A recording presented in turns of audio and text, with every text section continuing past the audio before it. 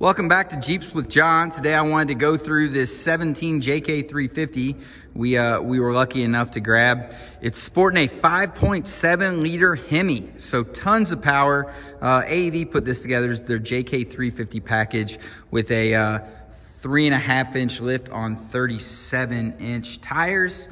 And we've had HEMIs in here before. What makes this thing really crazy is a couple things. One, power folding side steps, which we've seen before, full leather interior, but it's what you're gonna see back here that's kind of crazy.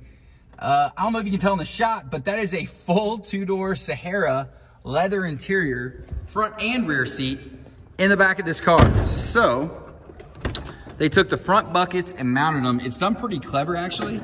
So you lose your headrest. I think you just wouldn't be able to see out the back if you didn't have it. But it's on swing forward brackets, which is kind of nice. And then a full third row seat, which is kind of crazy. I've never seen a setup like that before. This vehicle only has 17,000 miles on it too, so not a ton of use.